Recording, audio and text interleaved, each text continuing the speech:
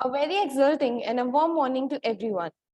Today, we are gathered here to celebrate young minds which are stepping up to innovation challenges using their energy and ingenuity, curiosity, and creativity to steer a course towards a better future. I would like to welcome our honorable guests. It is our extreme honor to have with us Honorable Head of the institution, Major General Rajendra Kumar, Dr. Professor Rakhi Singh Chauhan in absentia, and revered faculty. I cordially welcome all the students and all other dignitaries who have come to join this webinar on the theme of legal and ethical issues faced by startups in India. We all are indeed elated and honored by your presence on this auspicious day. We feel honored to have with us the Honorable Director. Sir hardly needs an introduction. Dr. Rajendra Kumar, ABSM, SM, VSM, and alumni of ILS Law College, Pune and University of Pune, got commissioned in the Department of Judge Advocate General of the Indian Army, which is its judicial wing. During his service in the Indian Army, he conducted numerous court-martial, including those of the Supreme Court and various High Court of India. He also took part in various military operations like Operation Vijay and Operation Parakram. He also served in Jammu and Kashmir and northeastern states. For rendering distinguished, meritorious, and extraordinary service beyond the call of duty, he has been awarded thrice for his excellency by the President of India, conferring him Ati Vishishta Seva Medal on 26 January 2017, Sena Medal on 26 January 2016, and Vishishta Seva Medal on 26 January 2009. In addition, he was also awarded commendations, once by the Chief of the Army Staff on 15 August 2008 and thrice by the Army Commanders on 15 August 1990,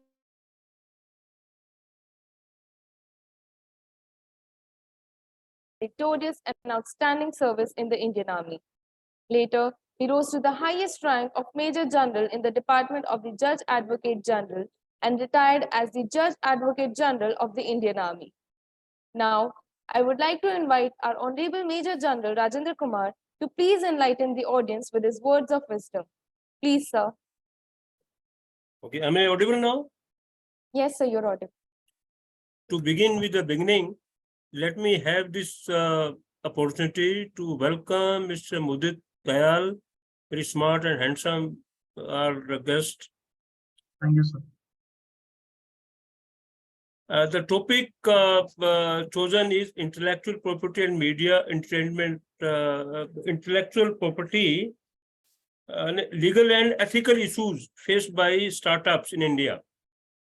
And since Mr. Mudit Dayal is expert in intellectual property and media entertainment laws, and presently is Assistant Manager, Litigation and IP, he will enlighten everyone about the legal and ethical issues faced by startups.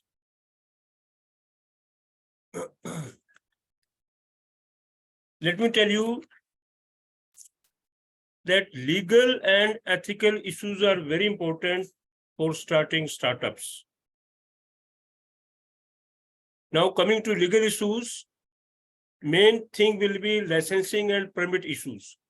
Before you start a startup, you have to take a license to start that particular venture and take permit also for that matter. GST registration, you have to do that thing. Because without these legal and ethical issues, without understanding these, the concerned person, the entrepreneur, may land himself or herself in a problem. So licensing is very, very important, the first step. Second is advertisement and marketing. If you want to start a startup, naturally it is for it's a profit-making venture. For that, how will you go for advertisement and marketing? It's very important. You must know what you can advertise, but you cannot do that. Like advertising false claim, obscene, scandalous, and seditious advertisement are forbidden. Like there is a Tobacco Prohibition Act, so advertisement related to smoking or consuming alcohol, these are forbidden. You can't do like that. You can't give advertisement, you take this whiskey, that's very good, it will improve your health, it will increase your height, nothing happens. You can't do that. Then other issue is infrastructure related zonal laws. You must know what are the local laws. Suppose you want to establish a entity or a venture, you should be aware about local laws, land laws, all these things. Then data protection and privacy issues in the age of internet. It's very important that you should protect your data. We want to get any information, then naturally they'll ask you your number, your address, so many things they'll ask you. And how the data which you give it, how they'll be used, you don't know. And then very important to see protection of intellectual property rights. You must know what are the rights of other person. You are not trespassing on those rights, IPR rights. And you too have got, suppose you have made some, you had invented something, how you go about protecting that right. So intellectual protection of intellectual property rights are very, very important. The contract management, we have to enter into contract. Now, how to draft the contract is a very, very important aspect. Then confidentiality agreement, that you not disclose anything about other person with whom you are entering into a contract. Non-disclosure, so this is also known as non-disclosure agreement. Then tortious liability. I'm just telling you, okay, these are the issues, legal issues which will come up before you start a startup. Tortious liability. If your employees have done something wrong, you may be held liable for that, vicarious liability. So you have to draft the agreement, and in that agreement, you have to bring out all the things in clear detail. Jurisdiction, if there is a dispute, who will decide? Where shall be the jurisdiction of that dispute? Whether arbitrator is required to be appointed or not. This contract, you have to mention all these things. Now coming to ethical issues. Aim is to earn profit in any startup, but you have to take into consideration ethical issues. Duties towards customer. Anything which is detrimental to the customer and the interest of the customer, you should not resort to that. You give advertisement, false advertisement, which has got no meaning at all. For example, if you give an advertisement like, okay, you use this cream Fair and Lovely, you will become absolutely fair. Had it been so, South Africa would have consumed all the Fair and Lovely cream. Or you take this medicine, take this sort of thing, and you'll become taller. If that be the case, entire thing would have been consumed by China and Japan. It doesn't happen. Don't mislead your customer. Then you have duty toward the employees. The timing should be correct. Deal with them with empathy. Give them a timely, salary. Take care of them. There is a duties towards your employees. Duty towards startup also. You have to function. Your startup must function in a proper manner. Then, of course, duty towards community. Betterment of society. Do not harm sentiments of the people. As I said, aim is to get profit maximum. In that process, you have to take into consideration ethical issues. Don't forget the ethical issues. Then, of course, you have to be aware about the labor laws. There will be employees, whether labor laws would be applicable. And what are the labor laws? Minimum Wages Act, that Bonus Act. There's so many acts there in labor laws. You should be aware about that, so that you are not caught pants down. Then use of deceptive or inappropriate marks. For example, somebody writes, a deceptive thing, Standard Army Store, which gives the impression that this store belongs to army, which is not so. It belongs to someone else, a private person. But don't use a deceptive marks to sell your things. So one has to be quite aware about legal and ethical issues before you enter into a startup. Otherwise, you land yourself in a problem.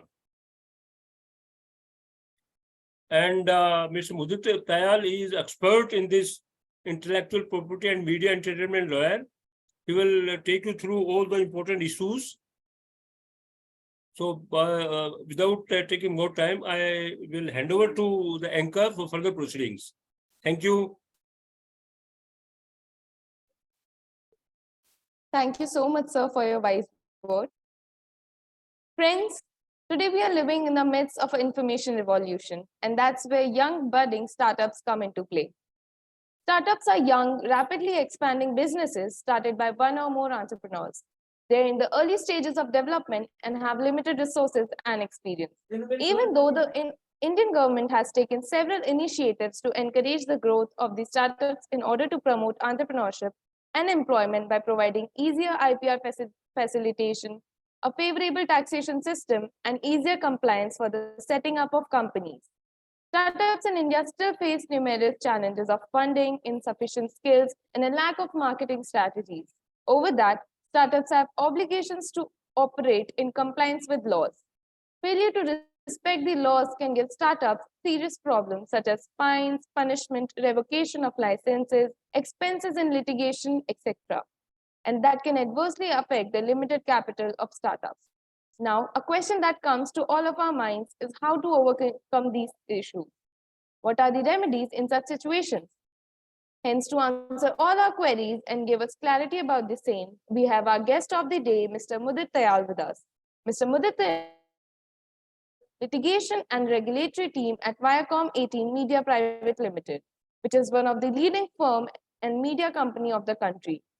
In his experience of more than 5 years in the litigation space, Mr. Tayal has worked with law firms in Delhi and Mumbai.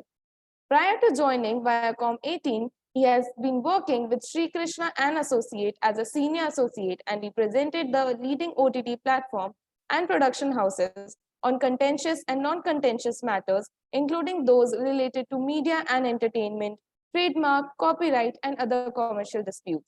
Mr. Tayal also has the experience of handling IP prosecution, brand enforcement, and transactional agreements. He has obtained his undergraduate degree in law from Institute of Law, Nirma University, Ahmedabad. Post-graduation, he practiced litigation before the Honorable High Court of Delhi and dealt extensively in IP litigation, brand enforcement, consumer disputes, and transactional IP.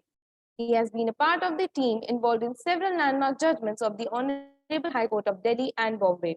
He is also one of the core members of IP and Innovation Research of Asia Network, which as an international network of legal practitioners and researchers established in cooperation with World Intellectual Property Organization, World Trade Organization, and leading global institution to provide a platform for researchers to come together in relations to topics pertaining to intellectual property and innovation. Now, on the behalf of Amity Law School and Institutions Innovation Council, Amity University, Madhya Pradesh, I would like to welcome our very honorable guest, Mr. Tayal, to please kindly address the gathering. Sir. Thank you, Ankita, for the kind introduction. Good morning, everyone. So let's start with today's presentation. The topic has already been summarized by respected Rajendra Kumar sir. So our topic for today is legal and ethical issues faced by startups in India. Today's presentation, while dealing mainly with startups, is also beneficial for all you budding lawyers, as identifying issues is the first step to remedying them. Also, may I request whoever is sharing the screen that I would prefer to do it on my own.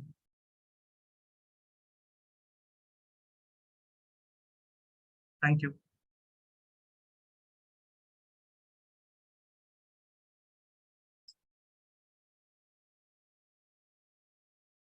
I hope it's visible to everyone.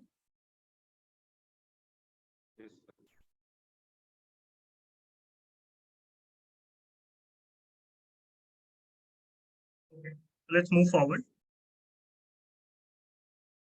First, before starting with the details of the topic, we first have to understand what a startup is. I think majority of the audience present here has a fair idea of the issues faced by startups and what a startup is from the picture being represented here. I hope majority of you have watched this series and have an understanding how a startup functions and what are the key roles and difficulties involved in their journey. Okay, but to understand legally what a startup is, let's move forward. So a startup is usually a young organization that is in its nascent stage of operations. It's usually started by a small group of people or a particular individual. Startups are usually focused at providing solutions to the market that are not solutions or products or services to the market that are not currently available and aim at solving a problem at hand. To promote the startup culture in India, the government of India launched the Startup India initiative in the year 2016. So after the launch of this initiative, the definition of startup was laid down. There have been now we have proper eligibility criteria for a new budding organization or a business venture to qualify as a startup. Okay. So what qualifies as a startup under the Startup India plan? So a business, if it is registered as a private limited company, as a partnership, as a legal, as a LLP, or a one-person company, then it can, that is the first step towards qualifying as a startup. The further requirements are that your business should not be going on for more than 10 years. Because if you are already in the field, in a particular field for over 10 years, then you lose the right to be called as a startup. You are a pretty established player then. Okay, further, your turnover should be less than 100 crores in your past 3 to 5 years of operation. Your net worth should also be less than 100 crores. Your main working should be towards innovation, development, or improvement of products and services. And a startup, even if it is a new company, it cannot be an offshoot of a prior existing company. For example, if Tata today splits up into two companies, Tata and Cyrus, suppose example, Mistry Limited or something like that, then Mistry Limited, because they were already working as a part of Tata Group, they cannot claim the benefits of a startup, no matter what area they launch into it. Now we move on to the benefits. So under the Startup India plan, as startup has been recognized, there are certain benefits that are provided to startups. Majority of them being tax benefits. So new startups are exempted from angel tax and capital gains on investment made by venture capitalists. So angel tax is a tax which is applied on unlisted companies or like startups. So if startups want to fund their business by selling out their shares, then the differential amount of their market value of the shares and the additional amount that they sell it on, the differential amount is taxed as angel tax. Similarly, capital gains tax is income earned through sale of capital assets. Okay. Further benefits granted under the Startup India Action Plan is fast track approvals for licensing and incorporation. So if a normal private company takes a time for incorporation of suppose 6 months or 5 months, then if you apply as a startup, your startup timeline gets reduced. This is to promote the growth of startups so that they don't get stuck or their business does not get stuck in the longer time frame. Further, intellectual property rebates are granted. Like for patents, 80% financial rebate is granted in the government application fee, and for trademarks, the rebate granted is 50%.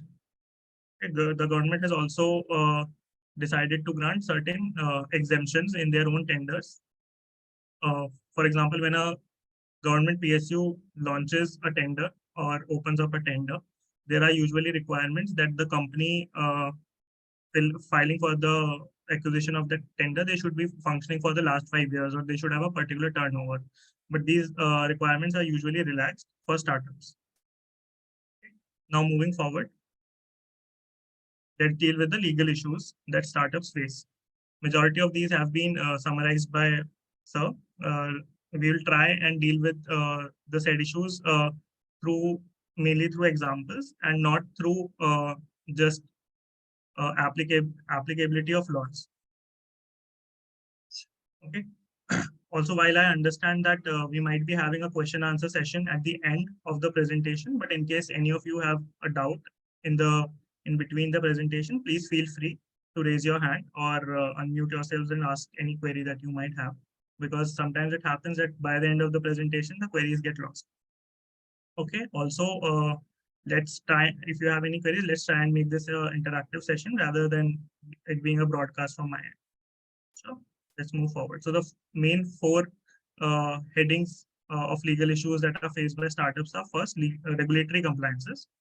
Second is third-party licenses and permissions. Then intellectual property protection and how infringement risk can be avoided. Fourth is contractual management. Okay. First issue is regulatory compliances.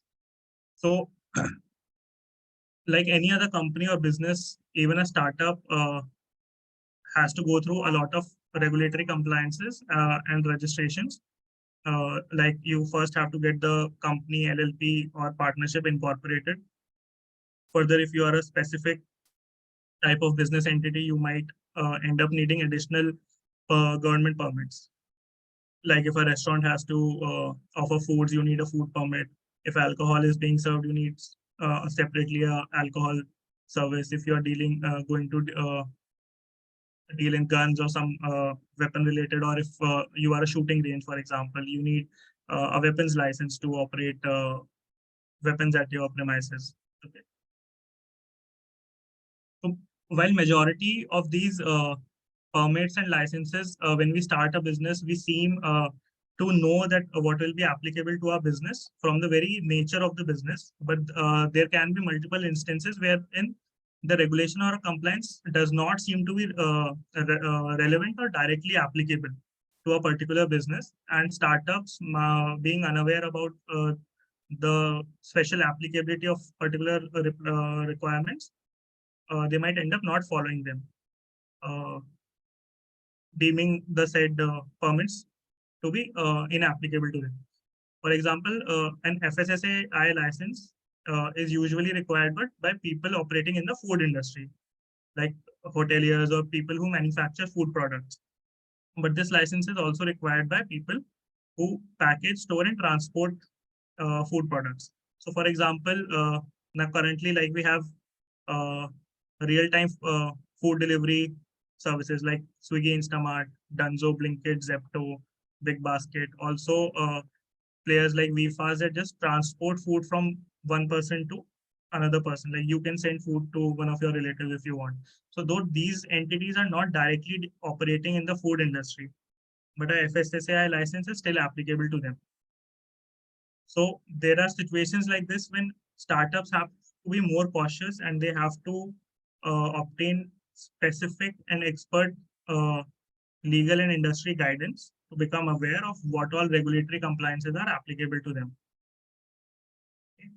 A second issue is third-party licensing and assignments. So apart from permits, permits are usually are obtained by government or an industry body obtaining in that particular field. Well, third-party licenses and assignments deal with, suppose if I have to get a license from another private entity or a private player who is operating in the same field as I am operating. Okay, licensing issues usually arise in two ways. One is an industry licensing issue. You can refer to the slide for that. And second type of issues are intellectual property licensing issues. So in intellectual property licensing issues, I'll give you an example. Like we have various types of works that are recognized under the Copyright Act. Okay, so one of the work is sound recording. So any new restaurant or a hotel chain that is operating and who plays sound recordings as background music for their customers or to maintain the ambience, because sound recordings are being used that are copyrighted by third parties. So in such instances, licenses are required either by the owners of those sound recordings, which would be media houses or producers or their licensing agencies, such as PPL.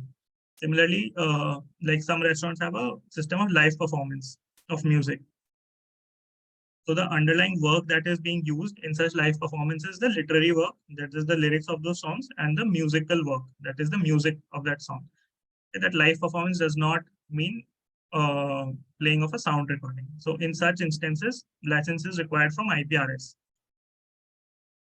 So these proliferation of multiple agencies from which operating in the same field from which licenses might be required creates another issue for startups, because one single suppose if there is one restaurant who has to play live music as well and who has to play recordings and sound recordings as well, then they will have to apply for 2 licenses, and both these licenses are very costly. So similarly, each business industry has their own licensing and assignment challenges, and any failure to obtain these licensing can land you in legal trouble and be a cause of litigation. Okay, moving on to the next issue. Next issue is intellectual property protection and avoiding infringement issues. So by the very nature of their operation, as startups intend to deal with innovations and innovative processes and products, so the protection of their product or service by way of a design, copyright, trademark, or patent, whatever is applicable to them, becomes very essential. Okay, while as we discussed, government has tried to provide a lot of rebates and measures to upcoming businesses and registered as startups in the form of financial rebates, fast tracking of patent application, but there are still a lot of issues that these players have to deal with when it comes to intellectual property registration. Okay, so for example, suppose today you open up a startup and you want to protect your startup or brand name by way of a trademark application. So the current pendency that is there before the trademark office is of 2 years. And that is only for the examination report to be issued. I hope majority of you would have read intellectual property laws as part of your syllabus by now, and you are aware about these, even if you are not. So once a trademark application is filed, the first step is that the same is examined by the trademark office and an examination report is issued. In that examination report, they tell you if, as per them, the trademark is registrable or not. This is a very first step.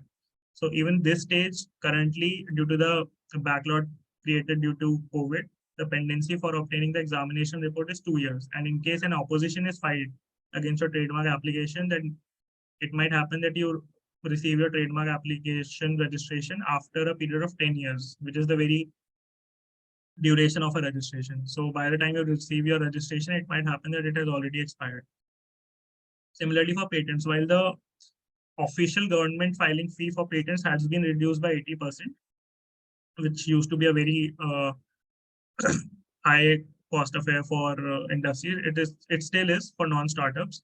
But apart from the government fee, even the professional fee for filing patent applications is extremely high, because patent prosecution is a very niche industry. Like you need to have a science degree and understanding of the patent law, and there is a very difficult exam that first you have to clear to get registered as a patent agent, and only then you can file a patent application. And there are very limited players in the market who can do that. So they charge startups or anyone a lot of money to file a patent application. The cost can at least go around up to 1 lakh. That is one of the least or lowest brackets of the cost that you can incur. So even protection of trademark can become a unviable or unfeasible option for a startup, because startups usually don't have that kind of funding in their initial stages to spend this much amount of money.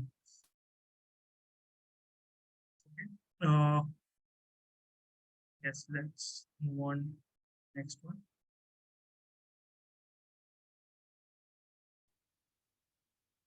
Yeah, the fourth legal issue faced by startups usually is contract management.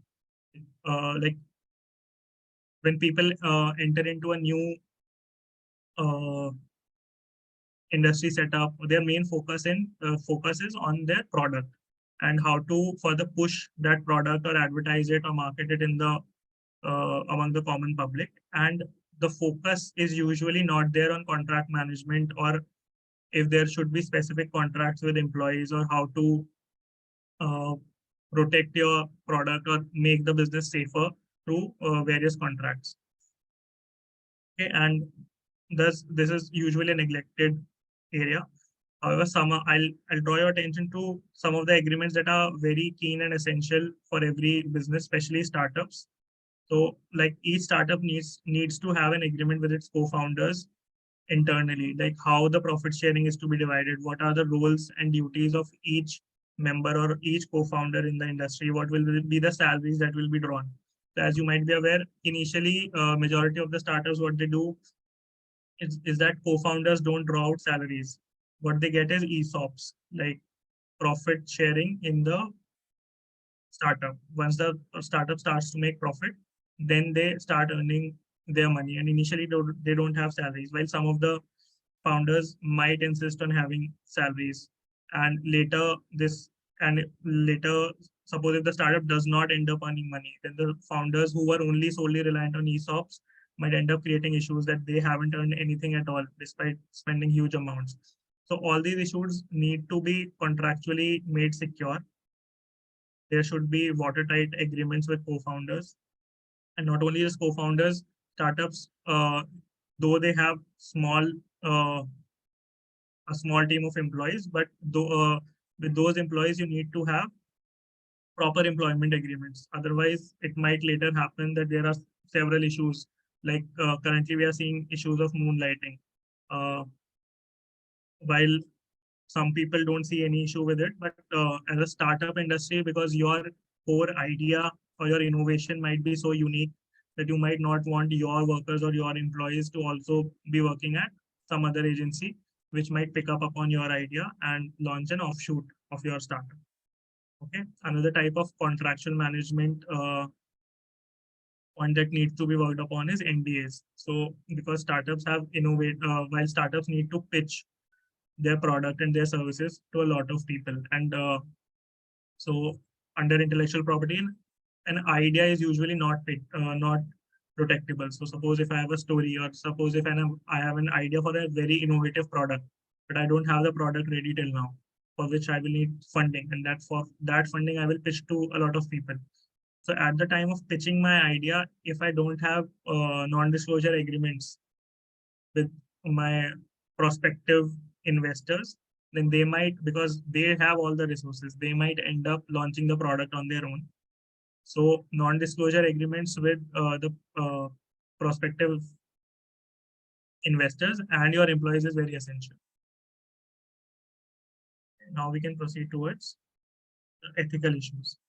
So unlike legal issues, or especially in India, the ethical issues go hand in hand with the legal issues. So because majority of the areas are still unregulated, so there are certain areas which might be regulated and fall under the head of a legal concern or a legal issue in a foreign jurisdiction in India, because some of the areas, for example, privacy and data protection. Currently, India does not have any law on data protection. The bill is still pending for several years in the parliament. So currently, the issue of privacy and data protection concerns like these fall under ethical issues for startups, because they're not legally mandated to do it, but ethically they should still be complying with these concerns. So four major heads of ethical issues that are faced by startups is one is privacy and data protection. Second is treatment of your employees. C, transparency and accountability. And fourth, ethical compliance of corporate social responsibility. So privacy and data protection. So as you would have seen when you log into a website, a long list of terms and conditions and privacy policy comes up, which none of us ever read and just tap on, I agree, right? But a lot of effort and legal effort, especially, so you guys should be aware about it. A lot of legal effort goes towards making it, and that is because you need to be compliant, if not legally, at least ethically, towards data protection and protecting the data of your customers who visit your platform or your website. Okay, so under privacy and data protection, currently also, since majority of the businesses now end up operating over the internet, and internet is not just jurisdiction specific. So while India might not have a data protection bill, but like Europe has GDPR, so compliance of GDPR becomes applicable in a lot of businesses that are catering to audiences that are there in Europe, or the US Data Protection Act becomes applicable if your business caters to people who are currently residing in the United States. Okay, so as apart from a legal obligation, as a ethical obligation as well, privacy and protection of data becomes very important. So what all data is to be protected. So suppose if you are collecting any personal data or any financial data, the people that visit your website. For example, suppose if you visit Health Card or any medical site, for example, and you put in your details, your name, address, what are the medical issues that you're facing, and then you seek a opinion from the online consultant or online physician, and post your consultation. Once after that, suppose, and you go to YouTube and you see that there are multiple videos that are being targeted to the very disease that you just took a consultation for. So such type of issues, I'm sure might have happened to you, that you are supposed sitting in a room, you're talking about a particular topic with your friends or with your family, and just after a couple of hours, you see that targeted ad towards those products or those services start to appear on your Instagram or your Facebook accounts. So such type of issues happen because your data is not being kept secret by the entity, because that your data has either been sold or has been shared with other entities by that particular business in a quid pro quo relationship. Okay, so these are all the ethical issues. Also, startups should focus on avoiding data breaches. Proper data security protocol should be there. Okay, for the cross-border data transfers, we have already covered application of GDPR and other data regulatory acts. Cybersecurity threats, India has like been under a lot of threat from our neighboring countries of startups. So startup needs to be prepared so that personal or financial information or some secretive information that any individual might have shared through their use of a particular product or service does not get leaked. Okay. Another ethical issue is treatment of employees. Like especially in the illegal industry, you might have heard stories about burnout, employees leaving a particular type of employment, people not continuing with litigation for long because of the long working hours or being overworked, they end up being burnt out and do not think it feasible in view of work-life balance to continue in that employment. Okay, so a safe and healthy work environment is the foremost duty of an employer. Okay, and startups by their very nature are understaffed and under-resourced, which directly leads to employees being overworked and underpaid. So creation of a culture that has a environment of respect and fairness for the employees, and employees have sufficient time to focus on their mental and physical health is very important. The number of hours of work, while the hours of work are usually regulated under labor laws, but there are various industries like the legal industry, for example, that is not governed under those labor laws. So fair hours of work is another ethical treatment that should be given to the employees, that they don't end up working beyond the permitted hours under the Indian labor laws, or harassment or discrimination. No particular class or type of people should be discriminated against. Discrimination does not need to be expressed. There are certain examples when discrimination can also be merely implied, like a particular section of the society not being given job opportunities, or a particular section of employees not being granted promotion just because of their relation with a particular religion or a caste or a community, for example. Okay, and as an ethical startup or an ethical business, you should always focus that the compensation that is being offered to your workers is standard. Okay, equal, like we all know, equal pay for equal work, and like the compensation is not too low. Okay, because startups usually are, some of the startups are self-funded, they don't have enough funding, so majority of the employees end up working for free sometimes.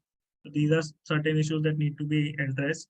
And also employee benefits, well, majority of the employee benefits might not be legally applicable on startups, but certain minimum requirements like providing health insurances or medical insurances, especially if your industry or your work is hazardous in nature and requires your employees to incur certain kind of risk, then these employment benefits need to be provided.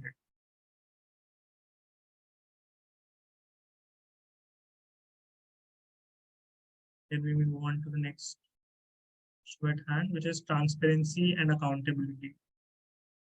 So as a startup or as an employee, you would always want that your employer is extremely transparent and open to you about what is the goal and aim of the particular startup or industry or where it is headed, so that there is no mismatch in goals. While suppose a startup might be heading towards a particular goal, an employee has joined the startup due to lack of transparency and clear communication, being not aware what the ultimate goals of that particular startup or company are, and they might end up giving valuable years to that organization and then later realize that this was not their personal, this was not in sync with their personal goals. So there needs to be a clear communication, complete transparency between how the organization is functioning. And the organization should always be open to receive feedbacks from their employees and also suggestions from their investors and clients so that it can function more effectively. Okay, and second thing is ethical decision making. So see, there are a lot of instances where to achieve a particular goal, there can be multiple routes to achieve the same goal. One can be ethical and one can be non-ethical. Ethical ways are usually more difficult, more time-taking, less rewarding. But in the long run, as an ethical organization, startups should make decisions based on ethical principles of fairness, mutual respect, and sometimes also include morality in their overall functioning. Okay, this includes considering the impact of decisions on all stakeholders and not just short-term financial gains.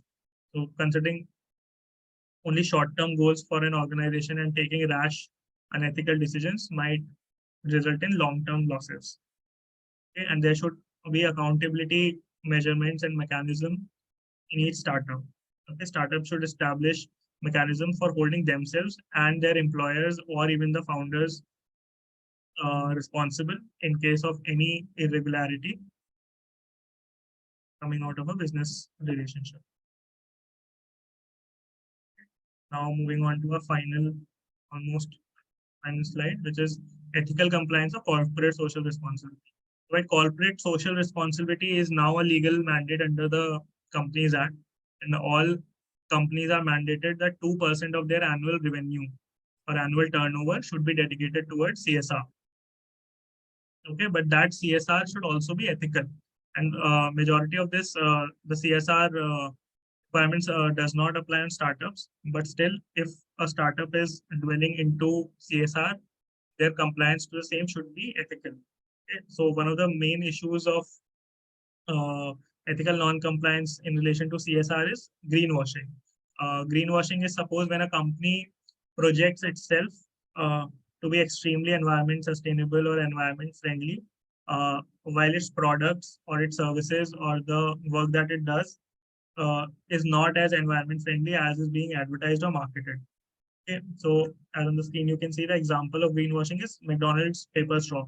So a few years back, McDonald's launched paper straws for all its beverages and marketed in the market extremely, saying that we have come up with paper straws for the benefit of startups. These paper straws will reduce plastic waste in seas, etc. And there was a very huge campaign that was run by McDonald's.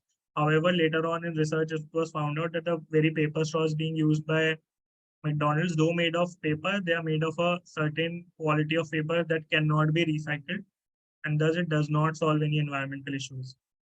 So such issues of greenwashing in your CSR obligations or your CSR compliances should be avoided ethically, so that you are not just doing it to fool the public. Okay, another one is CSR washing. CSR washing is very similar to what greenwashing is.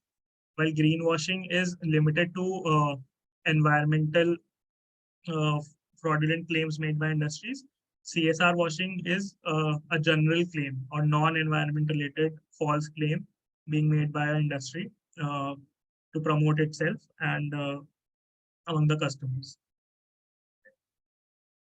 Or suppose if you are investing in a CSR activity only to get out of a legal trouble or for image cleansing, that would be covered under CSR washing.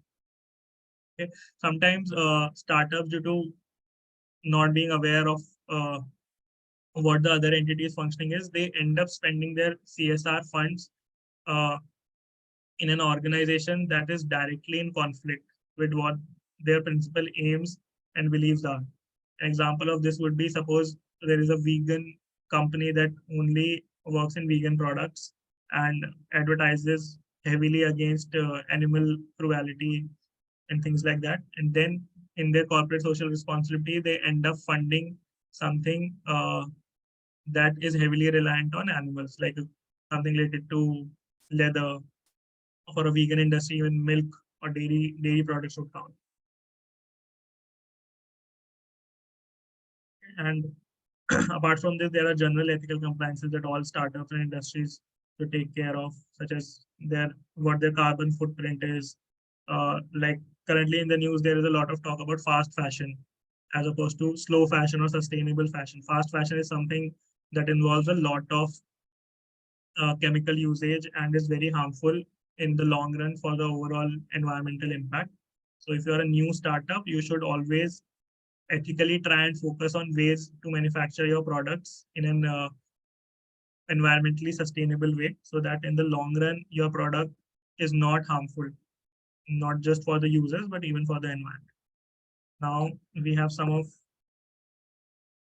examples of ethical breaches in startups. Okay, these are mere examples and you can read them on your screen. If there are any specific doubts about any of these examples.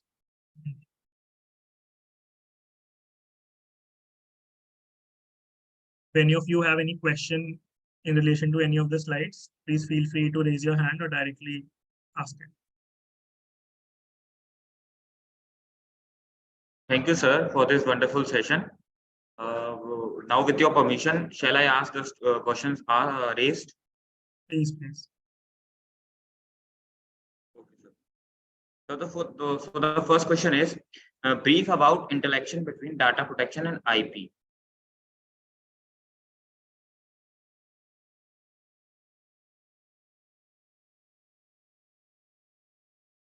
Yeah, sorry, I didn't get your question. Can you repeat it, please?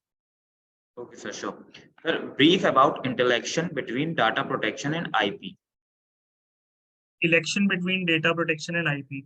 So see, while, if I correctly understand your question, see, while IP is a monopoly over your rights, but I don't see a situation where you will have to choose between the two. Okay, because between personal information and any data that has been provided to you by customers or people who are coming to your platform or availing your products, that information will always be their private information and they will have all rights over it. Even if they provide it to you on your platform or during your physical interactions, you gain no IP, you gain no intellectual property over that information. Okay, so there is no situation of electing between the two. And in case you have to, as a ethical practice, or if the bill passes under the Data Protection Act, you should always go with protection of data and protection of privacy of your consumers and customers. Sir, another question. Yes. Yes. Another question is, can you brief about different type of licensing agreements? Different type of licensing agreements. Okay, so because the earlier question was from IP, I'll try and deal with IP only. So, for example, see, you are aware about licensing and assignments. So a license can also be a license can be limited to a particular territory. Okay, suppose you are authorized to deal with a particular product or a service in respect to only a particular location. Like big brands offer their franchises, like McDonald's has majority franchises, KFC has it. So those people, though they have the license to use the brand name, okay, the products of the company, the uniform, the trademark, the logo, copyrights, etc., everything, but they are restricted by their licensing agreements to a specific jurisdiction. There are other licenses that can be for entire jurisdiction, or licenses are usually also restricted by way of term. So these are some of the few examples of types of license. Okay, sir. So one more question is, as you said that in law firms also employees work for hours and still not govern, understand labor laws. So what are the remedies for this ethical violation of long and unjustified hours, as a lot of law graduates are not opting for litigation as long hours but less pay? So your law firm, if you can, that's the best solution. If you think you are capable enough to file a lawsuit against your law firm, then do it. Go ahead. We're coming seriously answering it. See, because there is no mandate under law, law firms are not required to follow it. Okay. Ethically, because this is governed as an ethical issue, so you don't have a legal remedy as such. Okay. If a particular enterprise or a law firm is functioning in a non-ethical manner, all you can do is, as an employee, is either raise those issues with the management or switch and try to work for an organization that is more ethical and that is more concerned for its employees. There is no specific legal right or remedy that you have. It's just to balance out your own interests.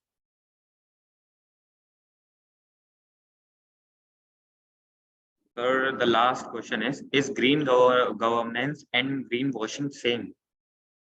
No, green governance and green washing is not same. Green governance, but in fact, they are almost the opposite of each other. So green governance is that your governance is usually used in relation to a government, that and greenwashing is an example of a private entity. So first, let me tell you. So green governance is that a government entity should function in a way that is environmentally sustainable. Okay, they should function like India is still investing in nuclear power plants. India, I think, as per news reports, has become the 5th or the 3rd largest nuclear power plant dependent country in the world now, while developed countries such as Japan, after one of the major disasters, is now moving away from nuclear energy. So as far as energy dependency is concerned, India is not on a track of green governance. Okay, greenwashing on the opposite. So, and if green governance, if you apply to private entities, then it would be that your products are environmentally sustainable. You use clothes and materials that are beneficial for the environment. Like now, a lot of startups are working towards production of clothes that are made from waste material, like paper straws, plastics. Even after extreme recycling of metals, they are launching clothes. So that would be an example of green governance. So while greenwashing would be me as an entity claiming that my products are superior, and we do a lot of things for the environment while we are not doing it. So greenwashing is completely opposite to what green governance is. And it does not have to be the last question. Feel free to ask as many as. I think we have time. So here we done. Thank you so much, sir. Now I would like to call Assistant Professor Mr. Shubhangi Gupta to please present the vote of thanks. Thank you so much, sir, to accept our invitation. It was really a pleasure to listen you out.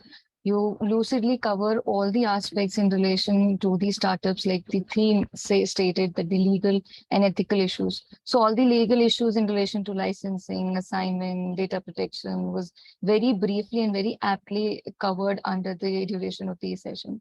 And plus the ethical issues also. So it was very nice, and it was very interesting to hear all these issues with the relevant example. And I really believe that the students must gained a lot of knowledge by your session. So thank you so much, sir. We are looking forward for future tie-ups as well. Thank you so much. Sure. Thank you so much for your invite. Looking forward to more further interactive sessions with you all. Thank you. Thank you.